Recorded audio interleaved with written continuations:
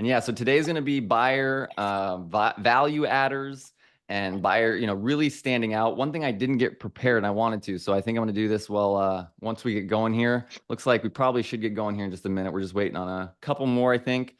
But I wanted to have the new buyer agreement that we came out with here up, and let me get that for myself so I have it here, because I think that's going to be a very important part of this talk today, is how we can tie in everything that we do for value and how to build value.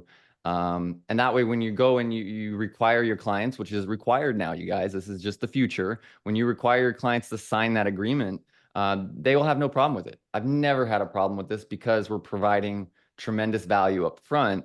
And that's what the clients want, is they want, they want advice, they want representation. And if you're able to do that, they have no problem signing up with you. Let me see if I can pull that up, guys. Well, let's get going, because I don't want to wait for everyone. I know we're getting people to fill in. I know we have quite a few guys out today because it's busy. Everyone's busy. We're working, we're making it happen. Sometimes that conflicts with our Thursday schedule. But Ross, I'd like if you want to start out, buddy, because I know Matt does a lot of Sure. listings. So I want to hear your buyer representation and really how you and your team, right, are adding value when they meet those clients. So take it away from here, buddy. Awesome. Thanks. Well, glad to be on with you guys. Good morning, everybody. When it comes to adding value for clients and specifically showing why the representation is so important, we're starting to train on that in July, multiple times a week, because with the NAR settlement coming in on August 17th, we want to be more than ready to present our value. So candidly, I've never had anyone sign a buyer rep agreement in my 15-year career. I just always trusted that we want to work together. If you want to work with me, I want to work with you. And if you feel like it's not a good fit, then we probably shouldn't be working together anyways. My way of doing business is in the past now. So I'm changing the way that I do things. It's time to pivot. And it's not a big ask to have someone secure their position with you, especially when you can add value. So when it's coming to add value, what we're doing is we're coming up, we want to look nice. So we're going to have a sleek buyer packet created for everyone. Most of my agents, when we meet with our buyers, we have the Zillow Flex program. So it's not going to be a meeting where it's like, cool, we had coffee just 2 weeks ago and we're best friends and this is fun. It's going to be a first meeting with someone. So we're going to be walking into an appointment with someone we don't know at a property. So first of all, we want to be there early so we're not confusing people when they walk in and they see the listing agent and they introduce themselves to them. They're like, "Oh, hey, Ross." Well, no, I'm not. I'm not Ross. You're meeting Ross here, and then that shows like a huge amount of uncomfortability now on all sides for the people that are going to be involved in a possible transaction, because they're like, okay, they don't even know this person. They're looking at a $3 million house. What are we doing here? So we want to get there. We want to establish ourselves, meet them as their agent. And by the way, the reason why I'm able to get there without having a buyer agreement signed right away is because they have to sign one through Zillow before they even start our journey together. So that's done over the online already. We don't even get a copy of it. It's just done. So all that being said, is when we're meeting someone for the first time, we want to look good. So our buyer packet includes multiple things. I think Cam's going to bring some stuff up later on. If you guys would like to see what we're handing out, I can show that.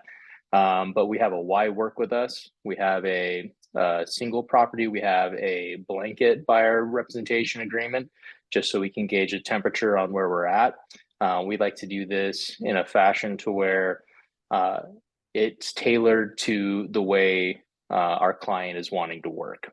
So the whole goal is to earn that representation by, first of all, giving them an excellent experience inside the house, having that packet in their hand, and then taking the time afterward to explain everything to them.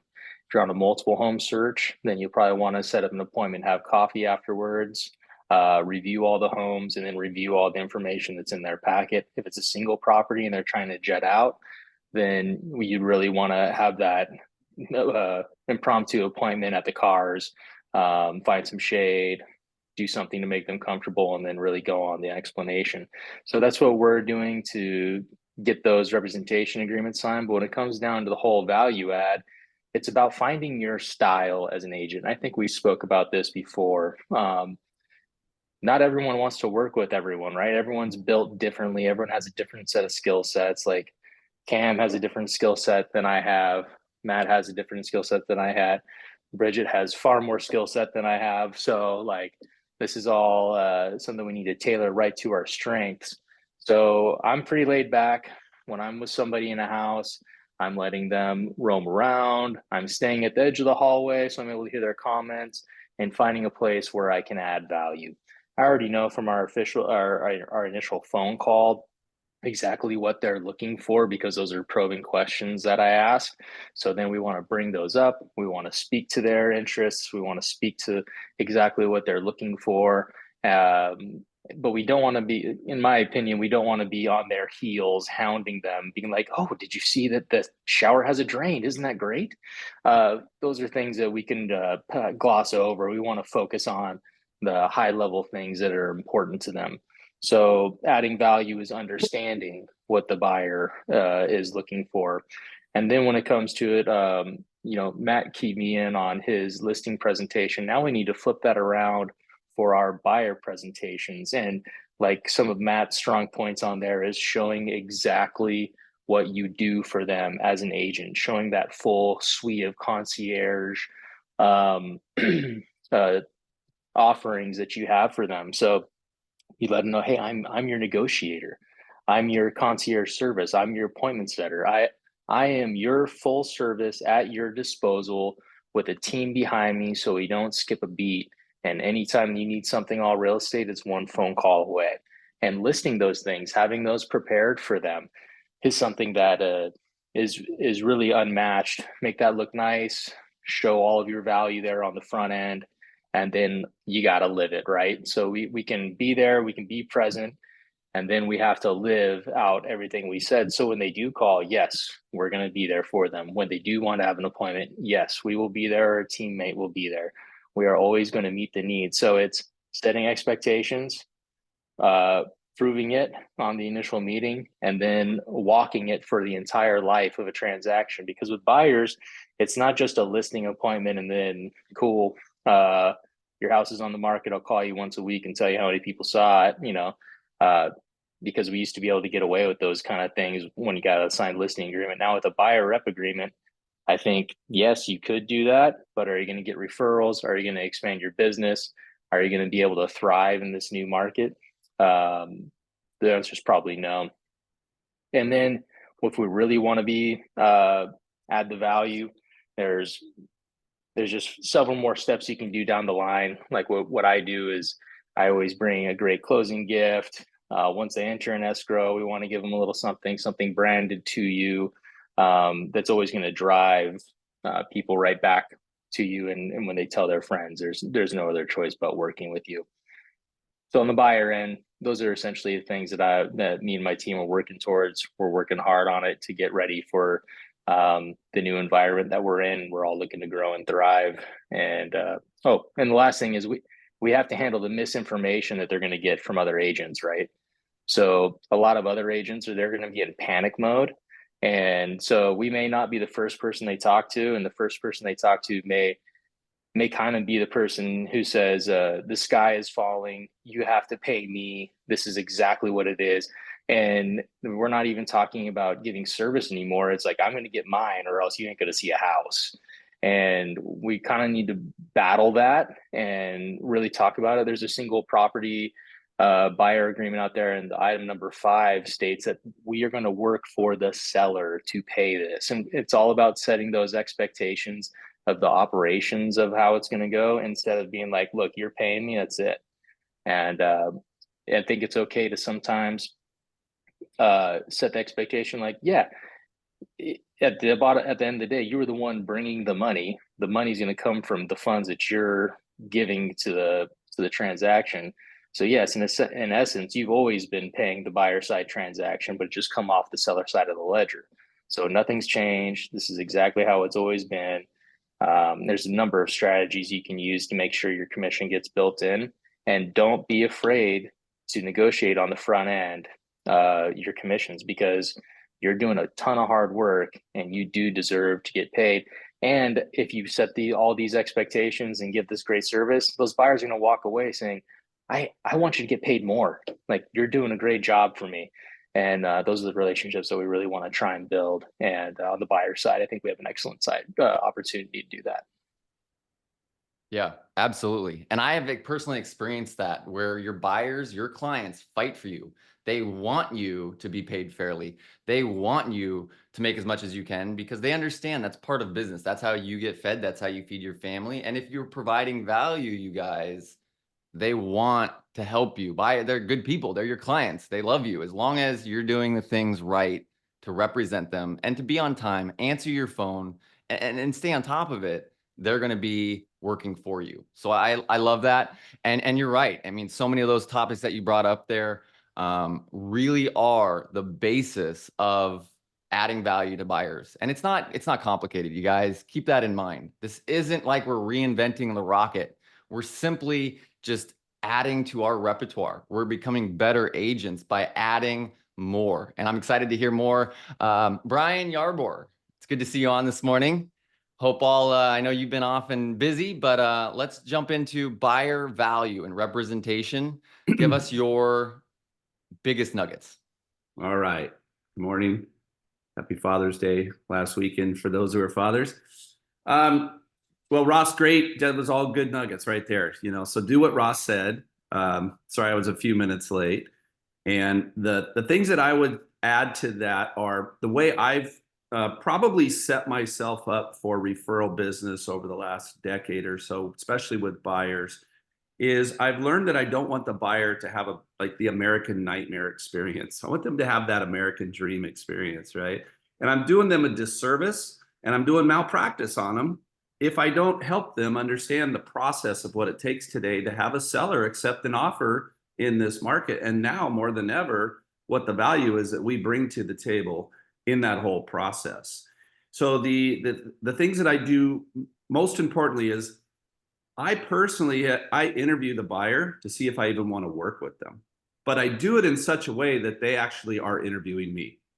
Okay. So if you strategically write your buyer presentation in a way that you're asking questions of them, that if they're prepared to do the things that we know they have to do to present an offer to a seller who's going to choose that offer. All of us work with sellers. We've all been asked, hey, Brian, I got 4 offers. Which buyer would you choose? Sometimes the buyer I recommend is not the highest priced. It's the buyer who's positioned themselves to be the best buyer for this particular property. So when I do a buyer presentation, I want the buyers to buy into some things that are really important for their experience. So number one, the 2 of them, if there's 2, if there's a decision maker, maybe a family member who's going to give them a gift letter, I want to make sure that all those people are on board with the decision. I want to interview the person who's giving them the money just as much as I want to interview the buyers, right? Especially with FHA gifts or partnerships, or there's a lot of money floating around right now that is being given to first generation buyers by grandparents and other people. And what will happen is if you don't prepare that process, you're going to get into an escrow because you've shown this buyer everything. They've seen everything. They choose the house they choose, and then they bring the money man or money woman over to the property to show them only one property, and they weren't on board with the whole process. And they get there and they see the house and they're like, oh, hell no, I'm not investing in that. If you've had that happen before, you know what I'm talking about, right? Or the money goes, well, wait a minute, are you sure this is the best deal? And then all of a sudden you have to start showing that person all the properties. And so it gets very confusing and it's hard. So process. The first thing, always make sure that all the decision makers are on board with the price range, the money is seasoned, the down payment money is not just floating in another account. The lender has approved the down payment money, where it's coming from. The buyer's name is on the same account with the money. These are all things that take sometimes 30, 60, 90 days of seeding to do if the money's coming from out of the country.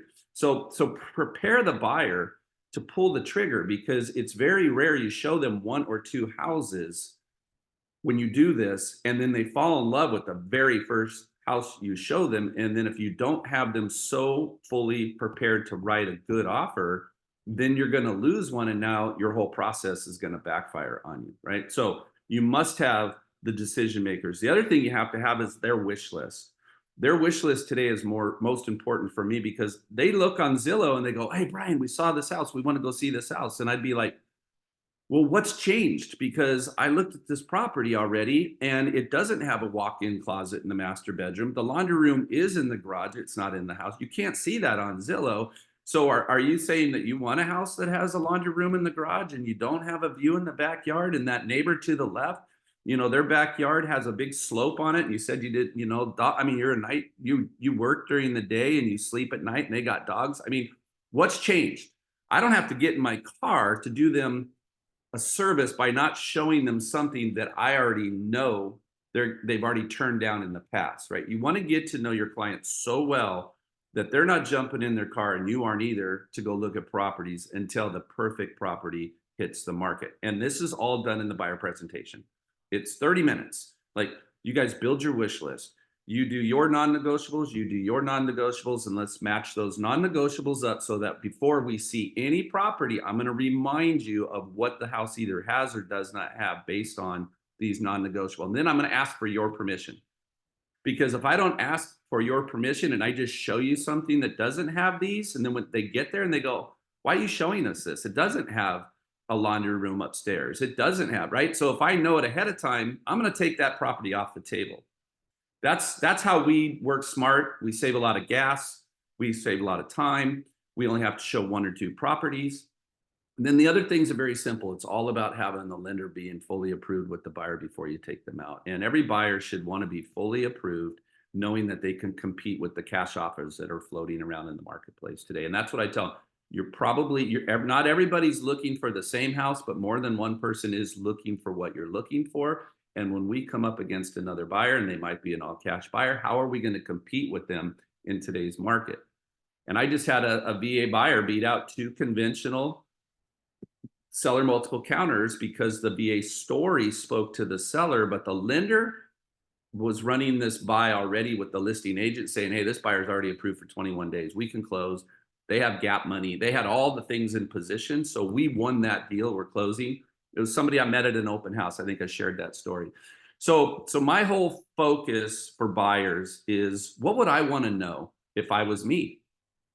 Because I know what it's like to negotiate with another agent and another seller. What would I want to know if I'm me? So I just put my seller hat on and I position the buyer to be the buyer the seller wants to choose. And if you can successfully do that, you'll find you'll show a lot less homes. You'll have way more committed buyers. And then you do, in that presentation, you remind them, like what Ross was saying, you're going to have a few people who are not a 10. You're a 10 buyer because you've done it. You're ready. But there's going to be people that you run across at parties and everybody, and they're going to say, oh, why are you buying a house in this market? Interest rates are too high. You don't want to buy in this market. No, you let those people know that, hey, listen, that might be your strategy, but our strategy is we're ready. We're a 10. A seller's going to choose us. And when you're a 10, you're a 10. You know, you don't want to be running around. If you scorecard yourself as a buyer, you know, I'm a 7, but if I see the right house, I'm a 10. No, that's not a 10. A 10 is somebody who says, okay, I'm ready to go see the perfect house, because we all know the perfect house is always there when we start to show them. And then if they're not the 10, they're going to lose it, and then they're going to hold on to it. And the process is going to take much longer. They almost sometimes just sit back on the fence and they get out of the game. That's not what our goal is. You also have to remind them they're going to have buyer's remorse. Let your buyers know, listen, somewhere down the line, somewhere in this deal, we're going to be 14 days in, your contingencies are going to be released. Your home inspection came back with a few things that we weren't prepared for. The seller isn't really willing to, because they got a backup offer. At least in our market, that's what we deal with. You know, so your lender's going to want more tax returns. You can't release your loan contingency. Your appraisal just came in. It's right on point. There's nothing that needs to be done. So now you can't negotiate repairs. And what's going to happen is the buyer's going to have remorse. And when they do, you want to tell them, listen, it's natural, and you don't want to talk to anybody else but yourselves, to remind yourselves that you're a 10 today. And 2 weeks from now, what's going to remove you from being that buyer who was a 10? Remember, you guys are a 10. Okay. What happens is when they have buyer's remorse, guess what? They call you usually the next day and they say, "Oh my God, Brian, we had a meltdown last night. You were right. Man, we had buyer's remorse." And I'm like, "Wow, what'd you guys do?" Well, we sat around, you know, depends if they're faithful, not faithful, how they process, whatever they do. They always tell me what they did. And it's surprising that they laugh about it usually the next day and say, "Man, we almost canceled over a dripping faucet because our lender wanted us to update our tax returns. Like, we almost walked." Like, that's awesome that you guys, I'm glad you guys, but if they don't have buyer's remorse through the whole thing, then good. You did a great job all the way through and they never bring it up, but at least you told them. But probably 65 to 70% of deals will have some sort of a struggle bus moment where somebody's out, somebody's in, you get the nighttime call, we're freaking out, whatever. You know, how many times does a listing agent get a call from a buyer's agent? "Man, help me, I'm losing my buyer. They want to back out. Why do they want to back out?" We, you know, all the things. And we work together. That's where we're earning our money, is when we're actually working together and we're working for the outcome of the buyer and the seller. And if you're focused on the buyer's outcome, then the outcome is for them to have this amazing process. And you'll rethink your processes until you're being told, "Man, that was easy. That was fun. That was awesome. That was, man, we're so happy," you know? So I'll leave it at that. I spoke a lot, but there's so much that we could struggle with. I think the newest struggle, as we're all dealing with this, is our commission and earning our commission and talking about the commission today in a way that we hadn't had to do it before. I think when you do all your processes first, the commission conversation is much easier after you've shown them all the reasons why you're going to work super hard for them. And then in California, not the same as, you know, where some of you are, and where you're watching from. In California, we've had this going on for a very, very long time with buyer broker agreements. We've had buyer compensation agreements. We've had the opportunity to go into a seller and say, "Man, my buyer doesn't come around very often. I'd like to earn 3%. Yeah, you're co-oping 2.5, but I want to earn 3. Well, today, now we have to go in with what it is going to be. And we're going to have to support that with the document that we all know we're going to need. But that doesn't mean we have to live by that document. That's just a document that we have. You know, Ken Kaplan was on here a while ago. Matt had him on here talking about buyers. And I asked him a question. I said, "Ken, out of all the thousands of buyer broker agreements that you had that were all filled out and the buyer agreed to pay you, how many times did the buyer actually have to come to the table with money to pay you?" Cameron, you're right. He said like 1 or 2 in 20 or 30 years. So don't panic over your commission just because the buyer has agreed to pay it. That doesn't mean they have to pay it, right? Your goal is to work so hard for them that the seller is glad to choose them and pay you for all your hard work. That's it. Boom, mic drop right there, you guys. Brian, that was outstanding. You said so many big, important topics there in just, what was that, 5-10 minutes. Is, you know, interviewing your buyers, you guys, especially as you start, you know, generating hundreds or maybe even thousands of buyer leads. It's so important because you have to find what Brian was calling his 10s, right? I call those our A buyers or A+ buyers. They can be your 10 buyers, but you have to be able to grade your clients so that you know that if you're going to spend the time that's required, that they are going to turn into a client that ends up purchasing, and you're able to help them with their goals. But you need to know what their goals are before you start doing all of that work. The other thing that really stood out for me there, Brian, was, you know, a lot of sellers right now are not accepting offers that are the highest. They're accepting offers that they are the most comfortable with, that they believe will close. Because at least down here in South Florida, I know California, you guys are just like we were through COVID, blessed that it's staying busy. But down here in Southwest Florida, it's really switched, you guys. We are truly in a buyer's market now. And when homes been sitting on the market for 130, 160 days, for whatever reason, it's just how the world works. It seems like 2 offers come in at the same time. You find that house, you put an offer in it, it's like, "Oh, we got another offer." And you look at the guy and you call him, and you say, "You're kidding me. How is that possible?" Well, it is, and that's what happens. And I have seen recently, specifically in the last 2 weeks, multiple homes that we have put under contract or that our agents have put under contract, and there's the ending sale price is actually less than, you know, one of the homes that they put an offer in on. And it makes you shake your head.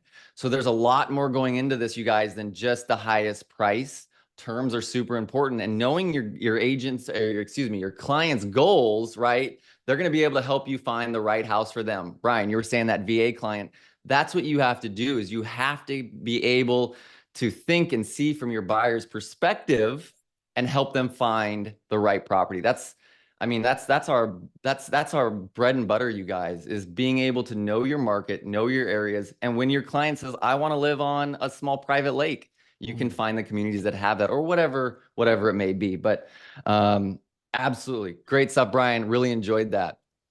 Another good thing that Brian talked about was buyers are having their blow up conversations at night, right? One thing that I would just chime in on that is, don't bring bad news to your buyers at night. Always wait until the morning so they can have a fresh perspective on things. You never know what kind of a day someone's been having or what conversations they're having at home. So if you do get that inspection report back and then a seller's saying, I'm not going to make any repairs, and it's 6:30, don't notify your buyers until the morning. Let them have a fresh set of perspective and move on from there, just because that's how you as an agent blow deals up, by bringing in bad news when they're looking at their kid's report card like, you got a 2.0, and then now my house is going to fall over and they're not going to do any repairs. Like, I'm out. This is terrible. Anyway, those are just things that that's great advice. Timing of stuff. That was Yeah, huge. really That was advice. huge. And Ross, the good job, man. That was one of those things that is such a pro move, that it doesn't matter if you alert your clients at 7:30 p.m. or you alert your clients at 8 a.m. The advantage of doing it in the morning is significant. I mean, so much. And also, like Brian was saying there, it doesn't allow that client to sit and worry and come up with situations and make up things in their head all night while they're laying in bed staring at the ceiling. Versus in the morning, you guys can work together. You can get it figured out. The ball is already rolling on solutions. Letting them sit overnight is I think never the answer. And last thing before we jump on, I know we're going to talk about this a little bit here towards the end, but both Ross and Brian really brought up, you know, buyer presentations. Having that initial presentation to not only learn about what the client's looking for, but to learn if they're a client that you want to work with is huge. So we're going to jump into that a little bit later. Bridget, though, I wanted to go over to you. Talk to us about your huge buyer value adders and what you're doing. Yeah, well, right now I'm taking notes like a rabbit, because you know, this is new for a lot of us, right? For me, I've always thought, that's different for the agents that use a buyer representation agreement. I've always respected it, but I work by referral only, so I've never used it or needed it. I've never had a buyer leave me. I think one time in, 20 years, I was showing houses and they went to the listing agent, and I was so pissed. And I had just met him in the open house the weekend before, but I was still pissed because people don't leave me. So I want to make this quick because both Ross and Brian covered really great things. What I have always done is done a strategy meeting with my buyers. And when you really sit down with someone, not just, hey, I'll pop you on auto search, right? Because that's an easy conversation to have when you're meeting someone on the fly in an open house. And most of my buyers either come by referral or open house. That's it. And I always do a strategy meeting, and that includes your timelines and of course the wish list or desires, right? What schools, what's this, what everything is playing into it.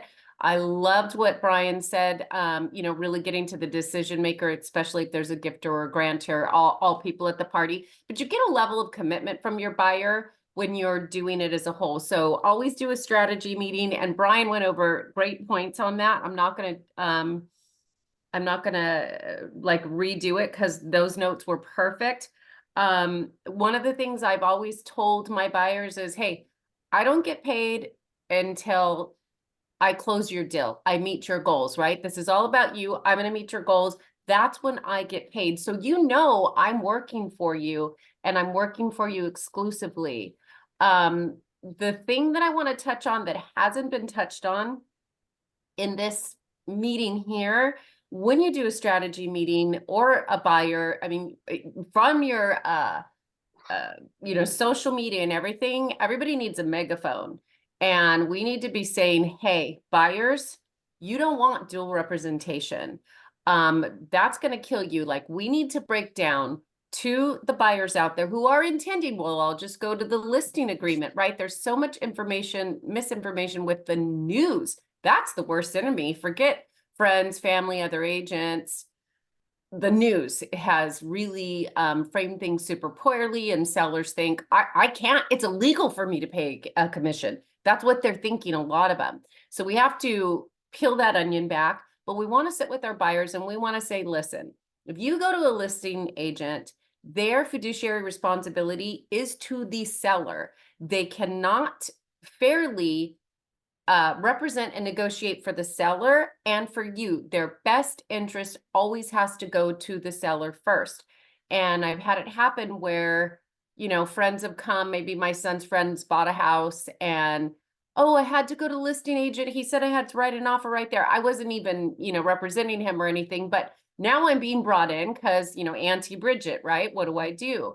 And, you know, any buffoon can put a house on MLS. Any buffoon can accept an offer.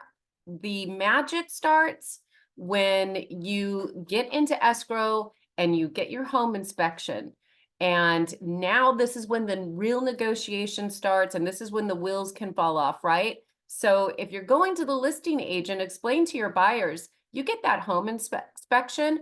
What they should be fighting for, what they're fighting for, is to do the least repairs and keep the most money in their seller's pocket. By having your own representation, i.e. me, I'm going to fight for you to get the most repairs and keep the most money in your pocket, especially in this market with your higher rate environment. So you really have to show your value that during the process, it's not just, you know, finding the home, setting up the auto search, making sure you're not sending them stuff that doesn't apply, right? Narrow it down as much as you can. You can't narrow it down all the way because real estate agents aren't smart enough to really fill in all the boxes, and you could miss something. So on MLS, like they, you know, maybe it has a view and they didn't check the view box. So you have to be careful. You can't really narrow it down too much, but that's the easy part, is setting up that auto search. Where the real negotiation and value comes in is when you're in that transaction and you're keeping the wheels on and you're finding them contractors and you're fighting the seller and the listing agent to keep the most money and get the most repairs in your buyer's pocket and the best terms there. So that's the thing that I would add. And I think that every agent should be adding dual agency. Educate your buyers on what dual agency is, and that listing agent ethically has to represent the seller before they represent you, the buyer. So you don't want to go to them. You don't want to go directly to the listing agent.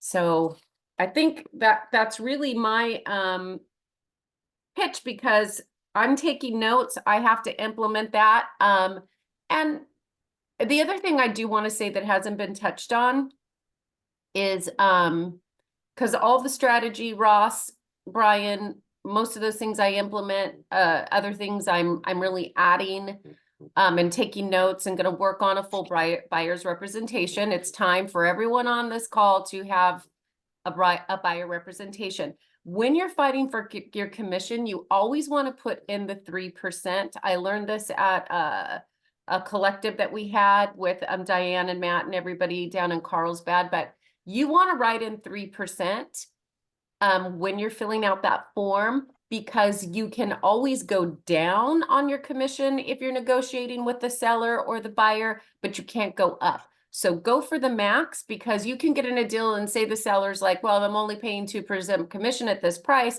You can accept lower, but you can't accept higher. So make it that 3% and don't cut, you know, yourself short out of the gate.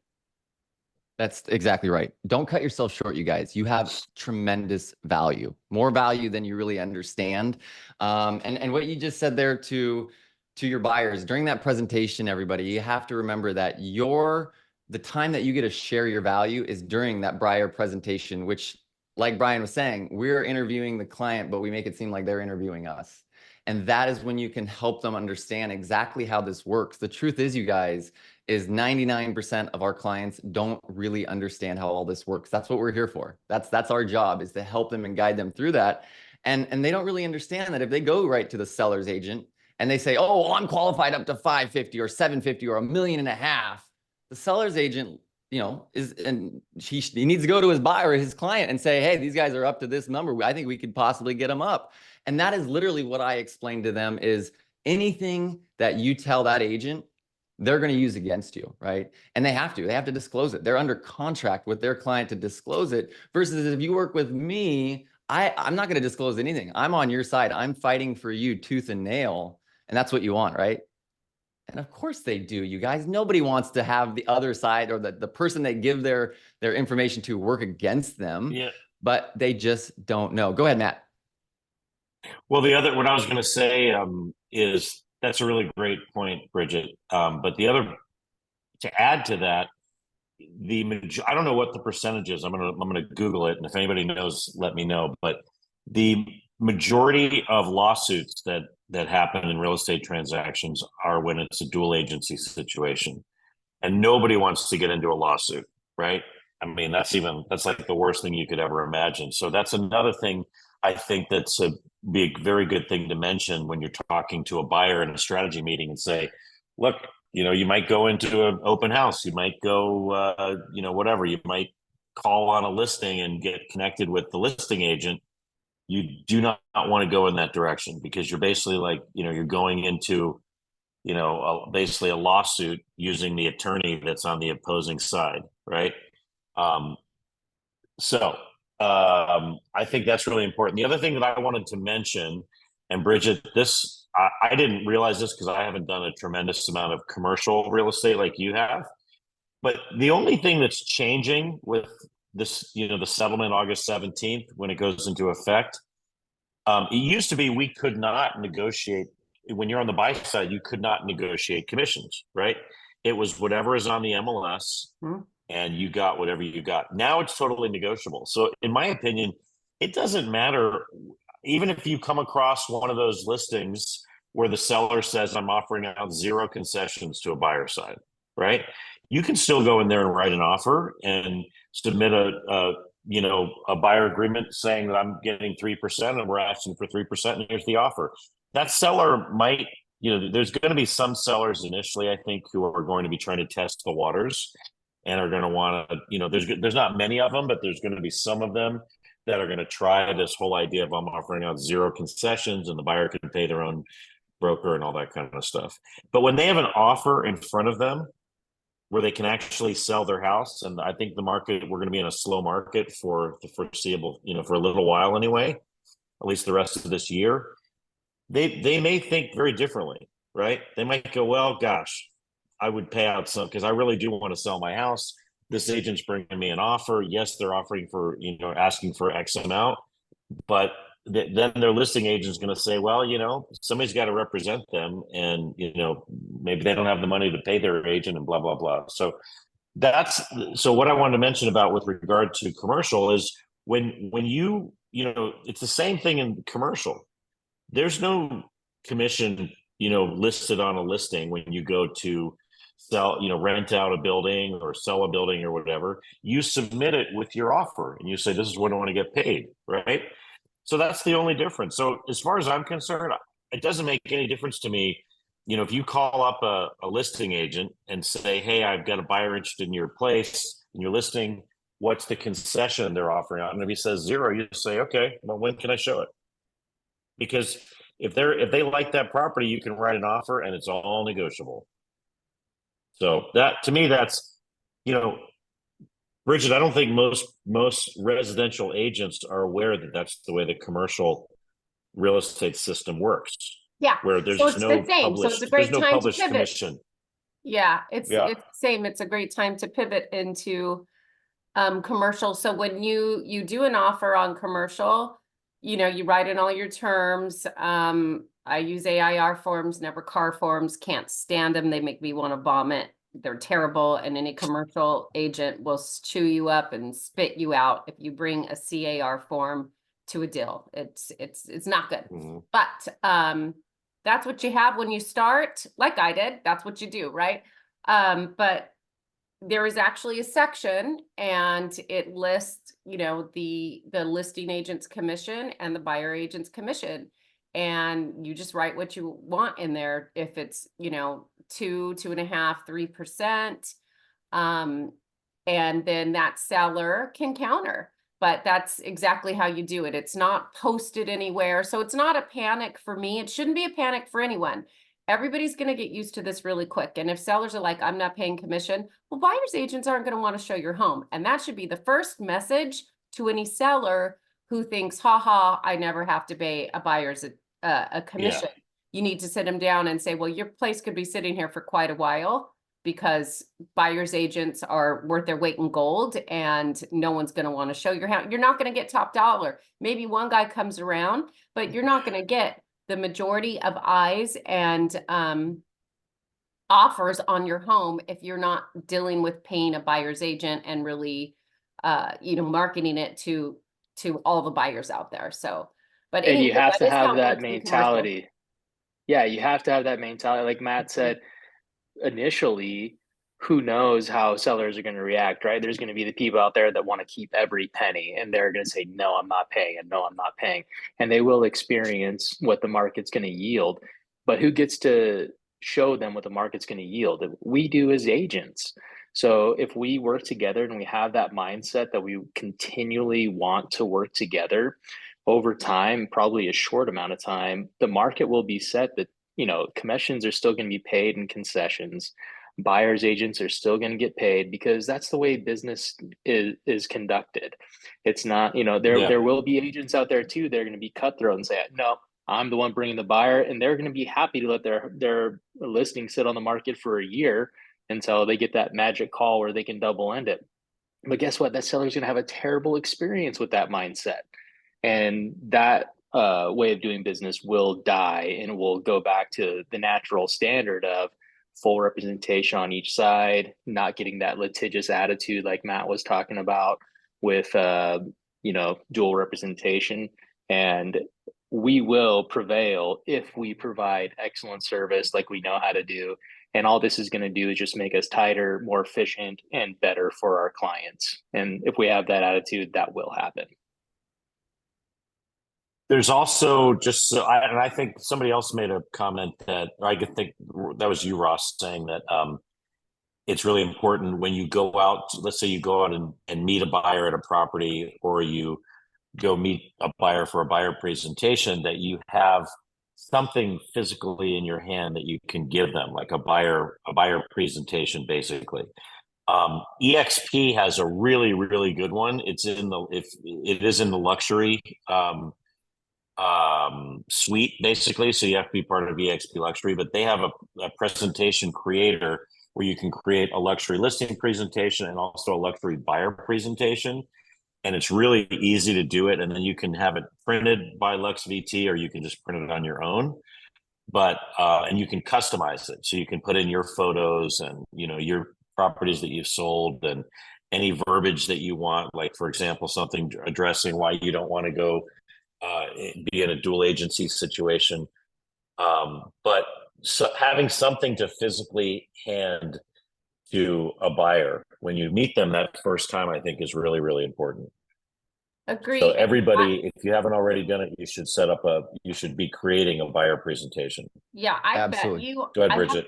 I haven't looked, but I bet you that EXP marketing, I don't know, agents on this call, if you've been to the marketing center in Enterprise, but it's really super vast, and EXP is always on the forefront of the conversation and tools. And I haven't looked myself, but I would bet you that there is a buyer's presentation in our regular marketing section as well. And if not, we could probably get one in there, like raise our hand and say, work on this as a tool for our agents, but there might be one in there. Definitely. I'm going to pull that up actually here just in a minute, as I have them pulled up, and I'm going to kind of just briefly share with them what they look like so everyone can see them, because they're really good, I think. And I think that's really important. As we do everyone have one, Cameron. I have one. I have the EXP one here pulled up, and I'm just going to share my screen so that everyone can see it. We did have a couple questions I wanted to get through. The first question was, do we let the buyers know that they may end up paying the commission if the sellers don't agree to the compensation? Who wants to take that one? Whoever wants to take it, go ahead. Nope. Okay, not me. those are No. expectations. I Go was ahead, gonna Matt. say I can take it if you want, but go ahead, Ross. Oh, I was going to say it's just all about setting proper expectations and explaining that document correctly and letting them know I'm working hard for you. And part of my job, as you're explaining to them, is your negotiator. And with your permission, I will be negotiating my fee into this deal so that the seller is paying it. And Yeah. I really don't want to deliver like a bomb like that because truly, I don't believe that I want my buyers to come out of pocket and pay me. I don't even know if I would really accept that even unless they were insistent on it and it had to happen that way. But new first time home buyers, young buyers, people that are in a pinch or in retirement that are on a tight budget, like my goal is to help them. I think if our goals come from an attitude of helping people and not trying to get every penny from them, then our attitude is going to be differently. And I think it starts with that mindset, and then it goes from, yeah, I am 100% going to be negotiating my commission in from the proceeds of the sale, not out of your pocket. So that would be my stance on it. Yeah. And I'm the same way there. Is I let them know that I would never hold up a sale or help them. I would never hold up the purchase of their home based on my commission, but it gives me the ability to negotiate that. And again, that's typically, you guys, your buyers are going to want to work for you. They want to help you. They want you to get what you're owed, as long as it doesn't cost them any money. Right now, I see Eric Yeah. Gross just jumped on. He's up in Cincinnati. He is I won't say rising, but he's not a rising. He already is a superstar. He's got, I think, the #1 or at least a top 5 team in Ohio, just crushing it. And a lot of his stuff is buyer related, and he has really focused on the buyer presentation, that getting the people on your side, getting them work with you. Eric, if you want to jump in and kind of go over how you're adding value for buyers that you meet and kind of your systems. We have about 10 minutes, and if you can give me like 3 minutes at the end, I want to share these with you. So just give me a couple minutes at the end, but go for it, Eric. You're Being muted. late, I didn't know. Am There I you go. muted? No, not now. Go ahead. No, Okay, you're cool. good. Sorry, everybody, for being late. Yeah, so my wife and I, we work Tampa. The team is up in Cincinnati. We started our business there. So I've done buyer presentations my whole business. I got started at 20. So when you're a 20-year-old trying to convince people to purchase a home with you, it's a lot harder than you probably think. So I had to add value. They're like, who is this kid that I still probably look that way. But so we have a buyer's presentation my wife and I made. It is custom. It goes through the entire process, start to finish. Every buyer that I've ever worked with, we walk through the entire buyer's presentation. The same way that if you went to a listing and you sat down with the seller and you talked about estimated proceeds, if you talked about what to expect, what to do to sell the home, what the process is going to look like, you should do that with every single buyer. And because of that, most of our transactions have gone through. They've been super smooth. We've had people that have bought second and third homes with us, and they're like, our first agent never discussed this with us. We felt more prepared. We felt more ready to kind of offer on stuff and make decisions. So that's something that we've always put in. We usually take an hour out of that time to go through the entire buyer's presentation and answer questions. And that is also local vendors. So it could be title companies, contractors, it can be lenders, it can be new programs we have, buyer pay downs, estimated closing costs, what an Alta looks like, an example of an inspection page out of a report to walk through with them. So we try to answer all the questions they're going to have before we start the process. And that's kind of been the main thing where we've been able to answer questions there. People love it, and it builds that trust, that value, and we're showing them kind of what we plan on doing throughout the entire process. Eric, do you think having that buyer presentation put together like that, where it's very step-by-step, also helps your new agents and your new team members that are coming on with their confidence on going in and actually having value for buyers? And our team is in their 20s. So everybody that we have that's directly on our team is kind of just getting started. And it's huge because, for them, they're able to walk them through it. It kind of gives them that ability to seem like the market expert, and they're able to answer those buyers' questions again. And you're kind of setting expectations up front. You're not running into it. A lot of times people will, they start showing a buyer properties, and then you go to write a contract and you're trying to explain, hey, what's earnest money? What's inspections? What should you expect for an earnest money deposit? How does it even go? And most people just go through that entire process You know, it's hectic, but we've already talked this through. We've already planned it through. We get their expectations, what they're looking for. If there's a lender that we really trust, we'll bring them in with it as well and answer questions on what do your closing costs look like, what to expect with that, what's the difference in interest rates, what's the difference in FHA versus conventional, and go through all of that with them. Yep, absolutely. Absolutely. So I want to talk a little bit, or I want to go over real quick on the buyer presentation, you guys, because everybody here today has specifically said that's the most important thing. You have to have that presentation put together so that you can walk your buyers through it. I'm going to try to share my screen. Hopefully I have the permissions. I don't think I do. So I don't know if we have our team on. It gives me permissions here. Hold on. Let me see. That's okay if we don't, guys. It's been a busy day. I have permission. Are you showing the just the basic EXP one that's in the marketing center? I got it. Actually, hold on. The Matt, buyer sorry, I present- didn't mean to. There we go. Can we guys see this? That's here, everyone? okay. So this here is the buyer agent tools and resources. This is a download that we do have in the marketing center. Hopefully everybody can see it. And this is a great way to go through a lot of what is available, you guys. And I'm just going to briefly go down this. You know, agent value propositions. This is another one I'm going to show you. How to create your own agent proposition, right, guys? So here, let's jump on that. This is the representation toolkit. This is the single, but having a value adder, right? So having your value adder here is so important. And this document is going to walk you through that, you guys. So if you don't know exactly how to set up your presentation, we've built it out for you. It's incredible. I think a lot of us here on this panel probably haven't even been through all these because we've already built out our value. But for folks that haven't yet, this is incredible stuff. And this is all available, like I said, in the marketing center. And the first one I would look at is this buyer's agent tools and resources. This has almost everything inside it, you guys. Tremendous value. And then for the last thing I wanted to share the screen with was this single property buyer broker representation agreement. So personally, I have been using the buyer broker agreement since the day I got licensed, only because I am blessed enough to be in a real estate household with a real estate family. And they were using buyer brokers agreements in the 2007, 2008, 2009 time when our builders down here in Florida were offering us 1%.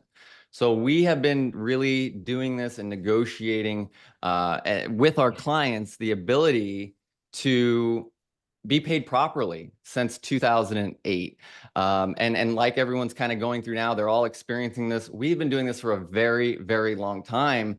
One of the value adders that we did back in the day, you guys, and you'll laugh, is that because we're in South Florida, I see Danielle asked the question that looks like she's also in the same situation where a lot of the buyers that we worked with weren't actually in town. They're not coming to town for another 4 months or 5 months or maybe even a year. So how can you sit down and build value with them? Well, obviously the call, getting them set up on the systems and all of that. But when they arrived in town, you guys, in 2007, this is what we were doing. When they arrived in town, they would drive to our local office, okay? And we would have a flipboard, a wooden board, right, out in the front, reserved parking for my client with their name on it, right? And they walk in, you come into the conference center and they have a little, it's just a card we fold in half with their name on it, you know, conference room reserved for X and X. Now, I'm not saying you have to do this, you guys, but these are the ideas that you can do for your clients to elevate your perception and your value. You can make your business turn into a next level business by doing those kind of things.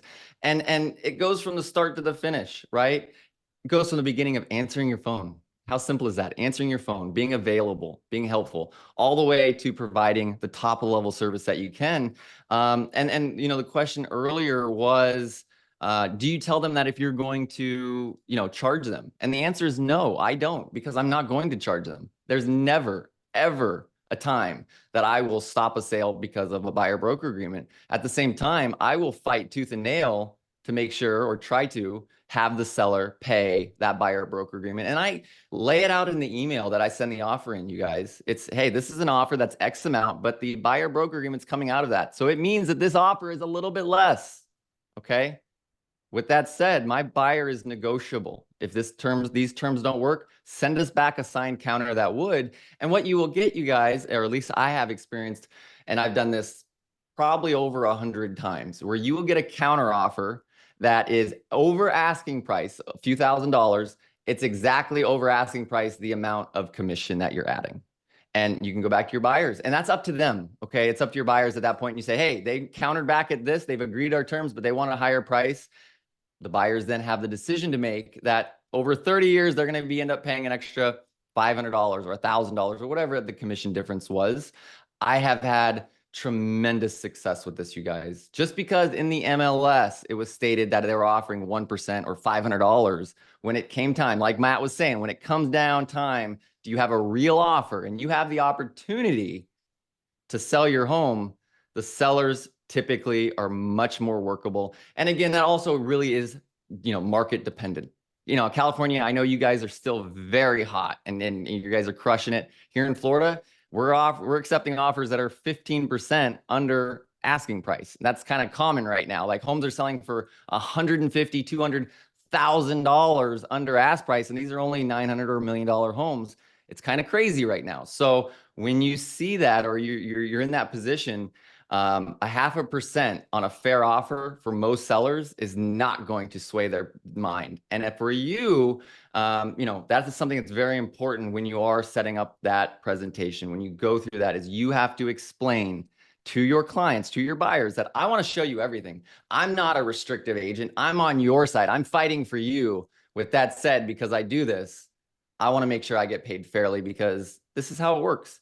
And the more open and the more that you educate your clients and the more you help your clients, the more they're going to fight for you for your commissions.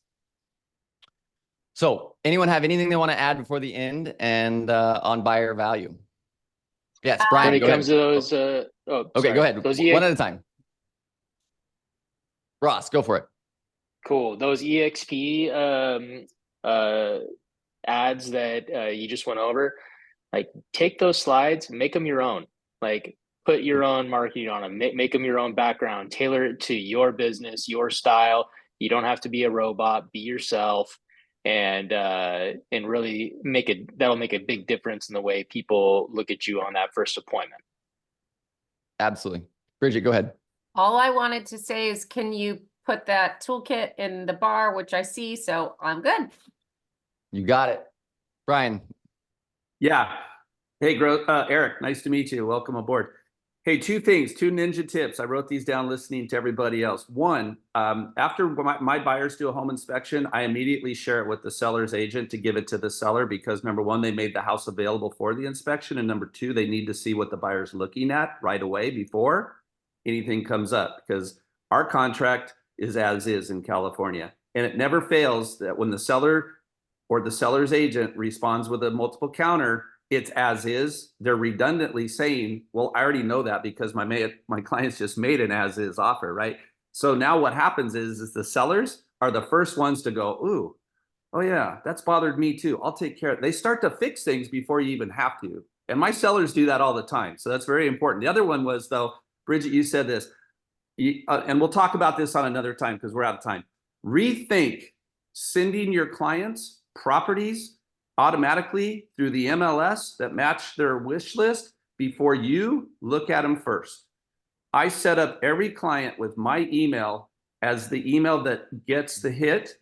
I look at it when I look at it, and then I determine whether or not I'm going to send it to the client before I've had a conversation with the listing agent about the property and a few other things. Because if I send them to them first, 9 times out of 10, they're doing themselves a disservice, and they're running around looking at stuff that I probably wouldn't have sent them based upon my conversation with the listing agent. They're all going to have their own searches on their own favorite sites. That's not going to change, but I don't let them see anything that I see until I've scrubbed it perfectly, because I will go see the perfect property. And I know if I call them from the house and I tell them, hey, I'm in a house that just hit the market, it just came across my feed, I'm sending it to you, I'm here now, you need to come see this. When they hear their professional do that, it's the game changer. That's it. That's it. Adding value. Brian, great stuff. Thank you guys. We're running out of time. That was amazing. Tons of value today. Remember, everyone, invite your friends, invite your coworkers. If you know someone that can use the incredible advice that comes up every week on this. I mean, I'm writing down my own notes. This is good stuff. So if you know someone, invite them. We'd love for them to be here. Everybody, have a great rest of your week. Thank you guys for jumping on and giving us these nuggets. Have a great weekend. See you guys next week. See you guys. Bye. See you Great job, guys. Cam. Bye bye. Great job, Cameron.